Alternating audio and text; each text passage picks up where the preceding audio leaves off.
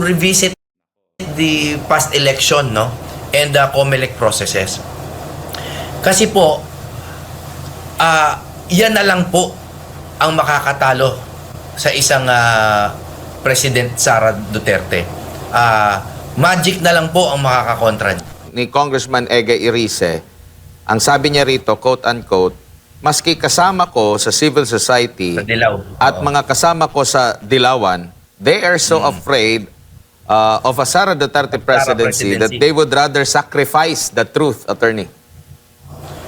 Yes. Yes, alam nyo si Congressman Egay Irice ay isa sa mga matatalik na kaibigan ni Pinoy Aquino, no? Matalik na kaibigan, hindi lang po kasama sa politika, barkada. Mahal na mahal po niyan si Pinoy. At yan si Kong Egay, he is admittedly yellow, pero ako po ay sumuporta sa kanya congressional bid. Because he is a reasonable person. Ito po yung sinasabi ko. I suppose the word for the day is reasonable, no? Etong si Kong Egay Irice, napakalinaw ng kanyang sinasabi na napapansin niya na kahit sa kanilang panig na may mga extremist na nakakasira sa kanilang panig. So, yung sinasabi niya na hindi niya ini-endorse si VP eh. Ang ini-endorse niya yung katotohanan. Na ang sinasabi niya, malinaw na may mga impeachable offenses na ginawa sila Pangulong Marcos na dapat at least dinggin natin sa ating Congress. Malinaw na rin na may mga kaso na dapat pinapile laban sa dating speaker, no? Pero sa kanilang lahat who have historically run on a campaign platform of decency, no? Silang lahat ngayon ay willing to not be decent, to not be logical, just because of their fear of a Sara presidency. Now, the problem with this is this. Sila po ay panig sa katotohanan except when their political existence is threatened. Abay, mali po yun. Kasi po, yan naman ang masasabi ko sa mga Duterte. Even if their political existence is threatened, hindi po nila ipagpapalit ang katotohanan para lamang sa politika. At yan din po ang masasabi ko sa mga Duterte supporters. Kasi yung mga Duterte supporters na yan, nag-aaway-aaway pa yan. Nag-aaway-aaway pa kapag palagay nila na merong isa sa rango nila na medyo out of line. So, sa huling just as a final statement on that, makikita po natin yung consistency at least ng Duterte supporters. Nandyan talaga. Walang bumaliktad sa kahit anong mga sinasabi nila. At kung may bumaliktad man, halimbawa, si VP Sara, bumaliktad siya sa kanyang pag-support kay BBM, humihingi ng tawad. At yun po ang pinakamahalagang attribute ng ating... Opo, napag-uusapan itong ICC at ito pong si Vice President Sara Duterte, si Attorney Cristina Conti, after di ko alam kung after ba nung mismong pagpapahayag ni VP Sara Duterte na siya'y tatakbo sa pagkapangulo, meron siyang statement dito or sa panayam sa kanya na idinadawit uli yung kanyang pangalan ni VP Sara. Ang sabi niya dito, maaari daw mabanggit yung pangalan ni VP Sara kung sakali. Dahil ang pagkukwentuhan doon ay kung anong nangyari sa Davao at kung paano ito naging nationwide, si Sara Duterte sa pagitan ng 2011 to 2019 ay naging mayor at vice mayor ng Davao ng panahong iyon. Ito ba ay malinaw din na pinupolitika at hindi na usaping legal po ang nakikita nyo po dito, attorney? Malinaw naman po, self-explanatory po. Dahil let's look at it from a general perspective, no? Ano po ba ang ratings ni Sara Duterte? At sa pinakamababa, yung sa pinakaalam na nating hindi siya papanigan ay mga 35% pa rin po yung kanyang rating leading, at ang mga kasunod ay nasa mga single digits, no? So I don't even want to comment on the position of the good attorney. just because all of this considered ay napakalinaw na parang pag-attack na lamang kay VP Inday from all sides. Hinahanapan yung kanyang mayoralty, yung kanyang pagka-VP, yung kanyang pagka-DepEd Secretary. Kung makikita nyo, all her positions, no, hinahanapan ng pagkukulang or pagkakasala. Ganun ko lang siya nakikita. So, despite the acute lack of evidence, tingnan nyo, halimbawa yung sa confidential fund, ang pinalalaki nila na issue, napakaliit. Kasi wala silang mahanap na malaking ebidensya. Bakit hindi sila maghanap ng ebidensya sa kunyari 1 billion? No? O kaya ito, naghahanap sila sa mayoralty.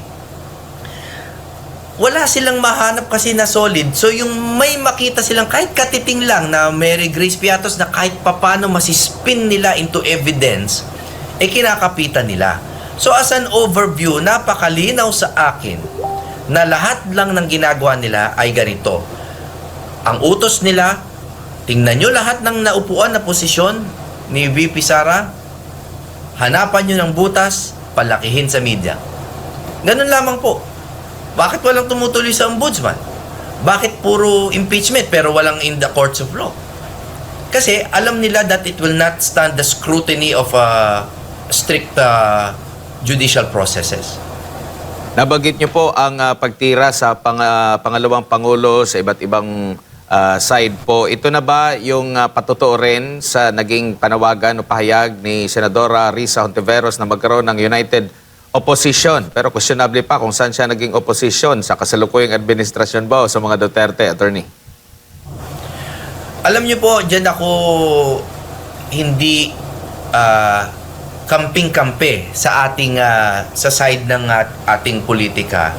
Kasi hindi ko naman po sisisihin si Senator Risa dyan.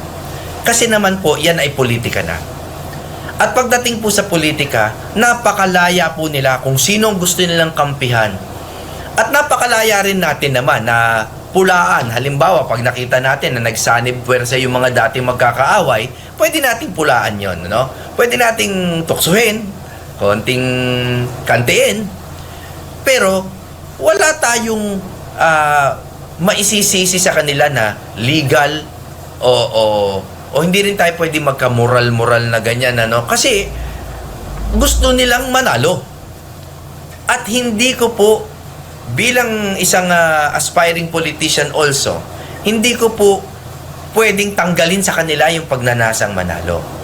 Ang magandang balita lang dito, para po sa Duterte supporters, ay kung nakikita nating kumakapit na po sila sa mga ganitong klaseng tactics, ito po ay para sa akin lang, wala sana magalit. Ito po ay pagkapit sa patalim.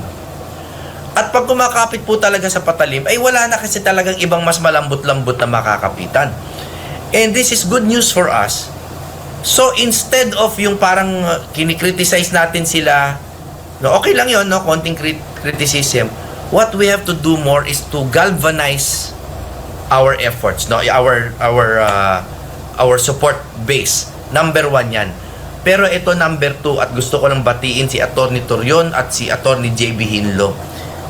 We have to reiterate the calls, no, for to revisit the past election, no, and the COMELEC processes. Kasi po yan na lang po ang makakatalo sa isang President Sara Duterte. Magic na lang po ang makakakontra dyan. And so we have to, instead of just criticizing sila Senator Risa, I don't think we should do that too much, no? Honestly. Para sa akin po, politika nila yan. Ang gawin natin, palakasin ang ating base, palawakin, lalo na ang dami pang neutral dyan, ang daming youth voters. And then number 2, talagang pilitin po ang, or idiin ang ating pakiusap sa Senado at pati po sa Korte Suprema na sana talaga bisitahin ang mga di umanong anomalya na nangyari noong eleksyon. Yung data center 3 hindi pa napag-uusapan, no? Yung hindi dumiretso sa NAMPREL at COMELEC, yung mga transmission hindi na pag-uusapan.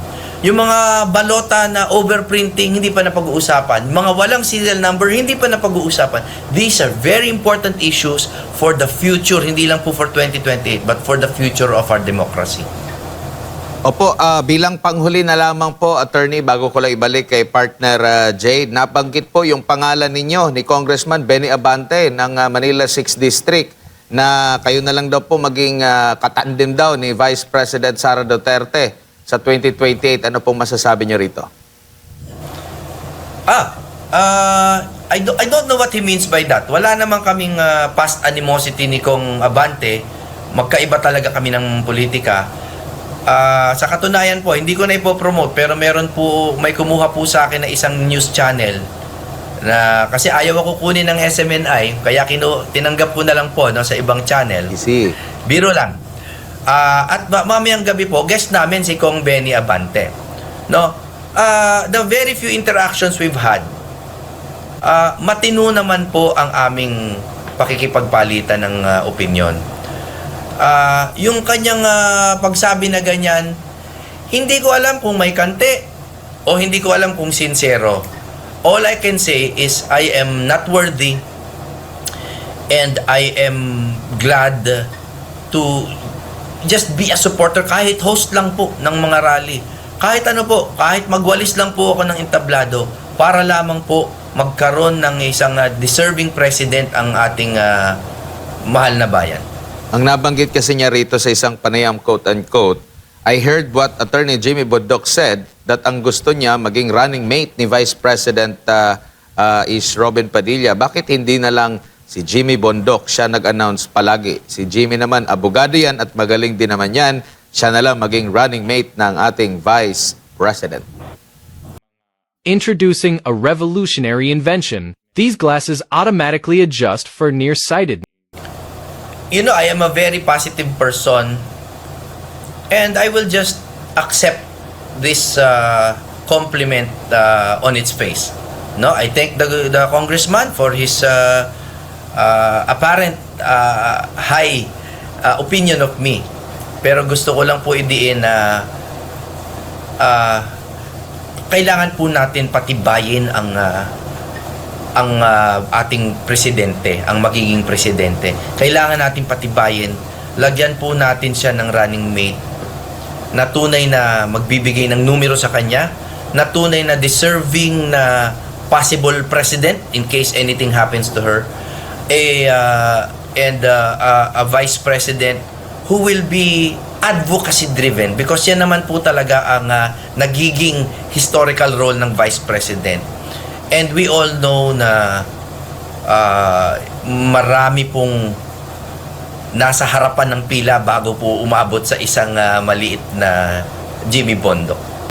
Alright. Attorney, siguro yung huling mensahe para sa lahat ng ating mga kababayan nanonood po sa mga oras na ito. Sa akin po mga kababayan, hindi po lamang sa Duterte supporters. Ang pinaglalaban po natin ay kasarinlan. Kasarinlan sa mga isla, kasarinlan sa dagat, kasarinlan sa hustisya. Hindi po magkaiba ang Pag-asa Island sa pagkakapiit ng Pangulong Duterte. At hindi rin po magkaiba yan sa pag-ayos ng ating electoral system upang walang mga banyaga o mga private interests na makialam sa will of the people. Lahat po yan, isang topic yan, kasarinlan at ang pagbibigay ng boses, no, sa Pilipino. Kaya nananawagan ako hindi na lamang sa Duterte supporters, kundi dun sa mga nag-iisip pa at meron pa pong puso at habag sa ating bayan. Huwag po tayo kumampi sa mali. Huwag po tayo kumampi sa mali. Ang ipaglaban po natin ay yung tama kahit po labag sa ating politika. Kung palagay po natin na si BP Sara ang makakatulong sa Pilipinas sa susunod na 6 na taon, tulungan po natin siya, o at least wag po natin hayaan ang siraan na walang basihan laban sa kanya. Paglaban natin ang mga isla, paglaban natin si Pangulong Duterte at ang ating kasarinlan, at paglaban po natin yung nararapat na Pangulo para sa Republika.